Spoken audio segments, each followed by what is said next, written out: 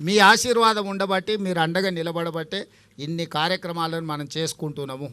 ఇవన్నీ భవిష్యత్తులో ఇంకో కొనసాగాలి అంటే మీరు సంపూర్ణంగా మద్దతు పలకాలి. ఏ కుటుంబం కూడా ఒకటే రోజు ఒకటే సంవత్సరంలో అన్ని సమస్యలు తీరవు. మనం ఇల్లు కట్టాలన్నా, ఇంటి ముందర అలుక్కోవాలన్నా, పండుగ చేసుకోవాలంటే కూడా ఇల్లు అలకంగానే పండుగ అవుతుందని పెద్దలు అన్నారు కదా. అట్లనే ఒక్కొక్కటి పరిష్కరించుకుంటూ వస్తున్నాం.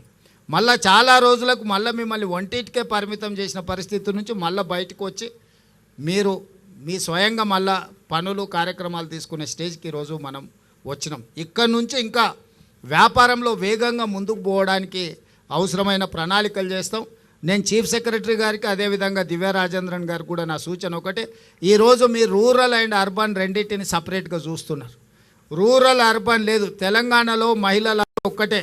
కార్పొరేషన్లో హైదరాబాద్లో ఉంటే ఒక రకము, లేకపోతే ఇవాళ నారాయణపేటలో ఉంటే ఇంకో రకం కాదు. మహిళలు అంటే తెలంగాణలో మహిళలందరూ ఒక్కటే. దీన్ని మొత్తం ఒకటే విధానంతో తీసుకొని ముందుకు రావాలి.